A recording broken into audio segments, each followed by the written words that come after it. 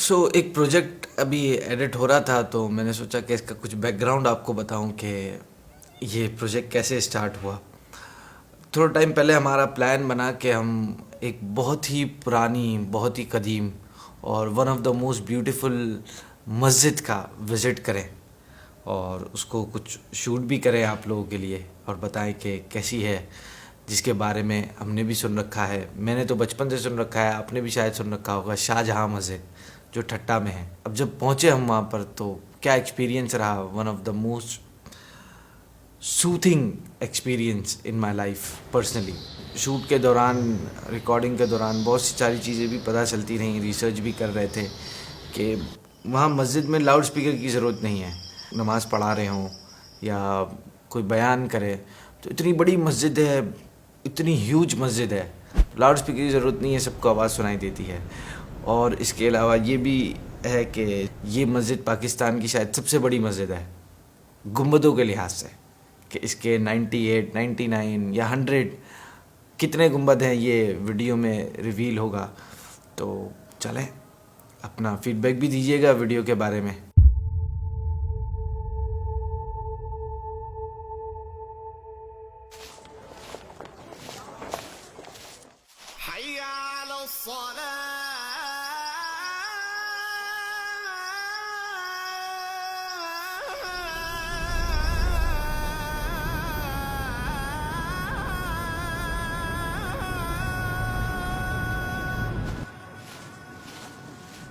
اگر ہم تھوڑا پاس کی طرف جائیں اور دیکھیں تو ٹھٹا اکانومی کا ہب تھا اور ایک بہت ہی امپورٹنٹ سٹی ہوا کرتا تھا جہاں پہ ایجوکیشن، معیشت اور بہت ساری چیزوں کا بہت زیادہ رجحان تھا.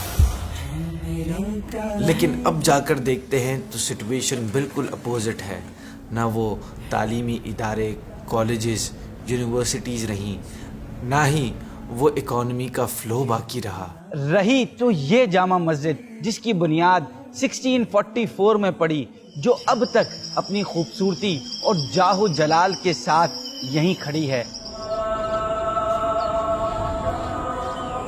جامع مسجد ٹھٹا، جسے شاہ جہاں مسجد اور بادشاہی مسجد بھی کہا جاتا ہے. کہتے ہیں کہ ٹھٹا کی یہ شاہ جہاں مسجد اسی جگہ پر بنی ہے جہاں جلا وطنی کے زمانے میں شاہ جہاں یہاں موجود ایک چھوٹی سی مسجد میں نماز کی ادائیگی کرتا تھا.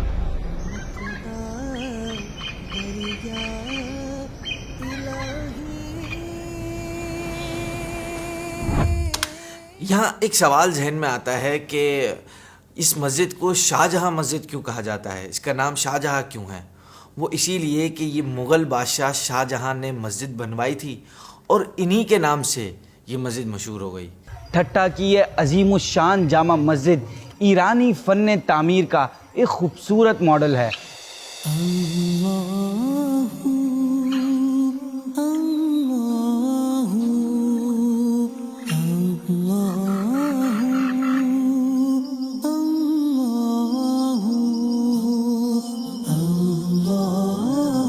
This masjid is indeed an amazing role model of beautiful skill work, elegance and arrangement of colors.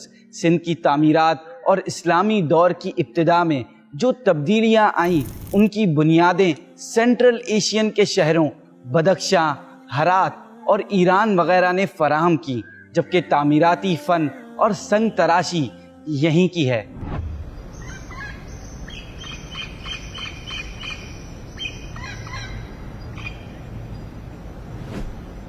And who was leading this stunning architecture?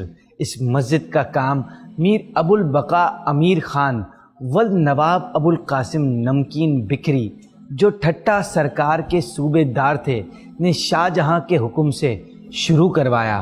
اور اس شاندار مسجد کا کام 1647 میں مکمل ہوا. اس شاندار مسجد کے 99 گنبد اس کی خوبصورتی میں اور اضافہ کرتے ہیں.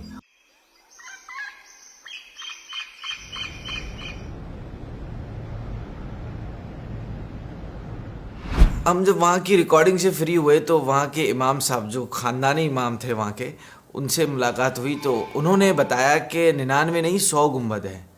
بٹ ہمیں دونوں کی روایتیں ملتی ہیں کہ 99 بھی ہیں 100 بھی ہیں. تو اب جب آپ کا جانا ہو تو آپ وہاں جا کر گن لیجئے گا، یا پھر اس میں جو ڈرون شاٹس ہیں اس کو دیکھ کر آپ ٹرائی کر سکتے ہیں۔ اس زمانے کے حساب سے اس مسجد کی تعمیر پر 900K روپیز کا خرچ آیا، جو کہ آج کے دور کے حساب سے ایک بہت بڑی اماؤنٹ بنتی ہے۔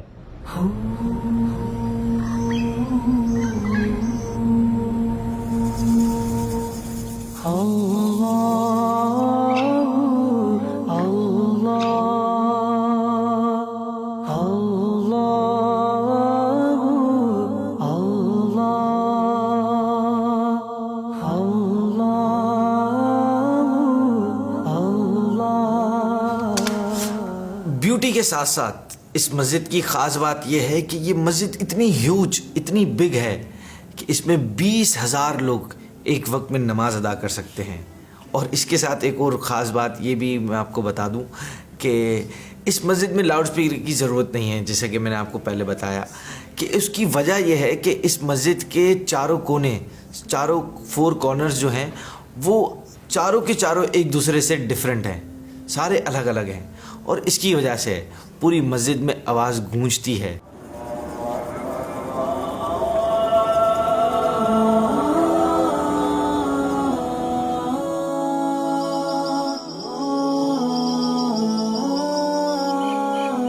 پہلی تعمیر کے بعد شہنشاہ شاہجہاں کی آخری برسی 1657 پر میر سید جلال رضوی نے فرش تعمیر کروایا۔ عالمگیر کے آخری دور میں مسجد میں کچھ ترمیمات اور اضافی تعمیرات کی گئیں۔ میر مراد علی کے دور 1812 میں بھی کچھ مرمت کی گئی، پھر 1855 میں، 1894 میں، اور پھر آخری دفعہ اس کا تعمیراتی کام 1975 میں ہوا، جس میں مسجد کو 4 دیواری دی گئی۔ مسجد کے آگے ایک شاندار باغیچہ بنایا گیا اور ایک شاندار محراب بھی تعمیر کیا گیا، جس کی وجہ سے اس مسجد کی خوبصورتی میں اور اضافہ ہوا۔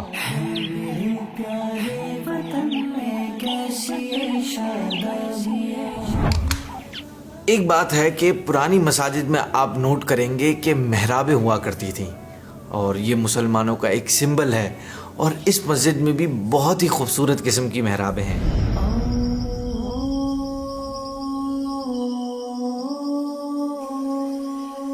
آپ اگر مسجد کی تعمیر کو دیکھیں تو ترکی، ایران، مصر اور ہندوستان کے اثرات آپ کو نظر آئیں گے۔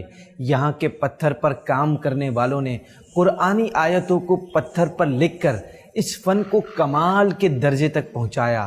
ہنرمندوں نے پتھروں کی سختی میں کاغذ پر کی گئی خطاطی اور خد و خال کو تراش کر اس کی خوبصورتی کو لازوال بنا دیا۔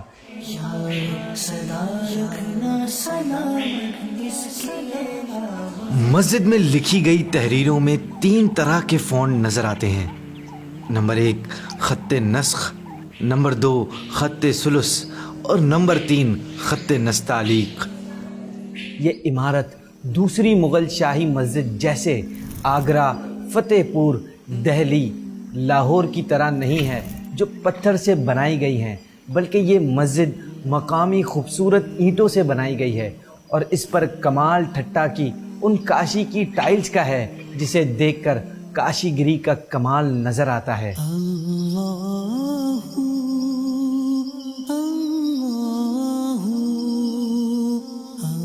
مٹی کی ٹائلز پر نیلے رنگ کے نقش و نگار کو کاشی گری کہتے ہیں۔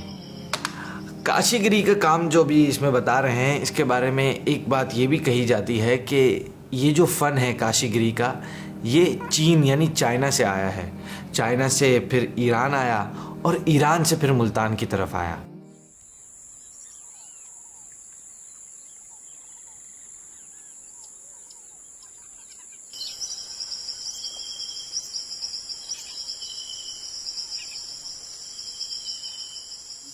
دعا ہے کہ مسجد کے بننے کے پہلے لمحے سے آج تک جس نے بھی اس مسجد کی تعمیر اور خوبصورتی کے لیے سوچا اور کام کیا، جن لوگوں نے چاروں موسموں میں یہاں سخت محنت کی اور ایک مقدس خوبصورتی کو جنم دیا، اللہ پاک ان سب پر رحمت کی خاص نظر فرمائے، آمین۔